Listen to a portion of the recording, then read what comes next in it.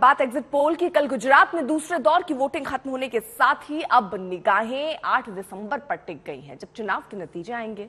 लेकिन औपचारिक नतीजे से पहले आए एग्जिट पोल के नतीजे जो इशारा कर रहे हैं वो चौंका रहे हैं। जनता का मिजाज क्या है ये एग्जिट पोल बता रहे हैं। मोटे तौर पर एग्जिट पोल का अनुमान है कि गुजरात में बीजेपी प्रचंड बहुमत के साथ सत्ता में बरकरार रहेगी।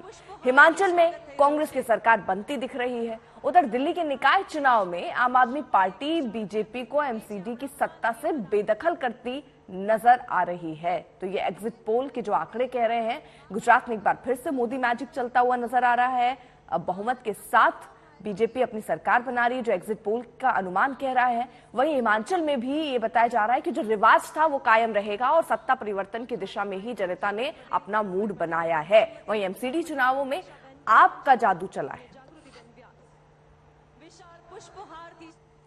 गुजरात चुनाव के नतीजों का काउंटडाउन शुरू हो चुका है। उससे पहले बीजेपी एग्जिट पोल देखकर गदगद नजर आ रही है। इंडिया टुडे और एक्सेस माय इंडिया ने एग्जिट पोल के लिए गुजरात की सभी 182 विधानसभा सीटों से 42,156 सैंपल साइज लिए, जिसमें गुजरात में बीजेपी को 129 से 152 सीटें मिलने का अनुमान लगाया जा रहा है, जबकि कांग्रेस को 16 से 30 सीट और आम आदमी पार्टी को 9 से 21 सीटें मिलने का अनुमान है।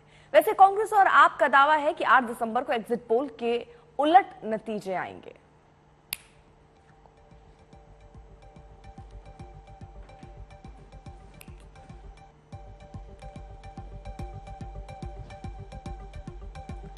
तो जहां एक तरफ एग्जिट पोल का जो अनुमान है वो ये कह रहा है कि गुजरात में एक बार फिर से बीजेपी की सरकार प्रचंड बहुमत के साथ बनने जा रही है, तो वहीं दूसरी तरफ हिमाचल में जो रिवाज था कि हर 5 साल में वहां सरकार बदल जाती है और इस बार भी कुछ वैसा ही जनता का मूड नजर आया है।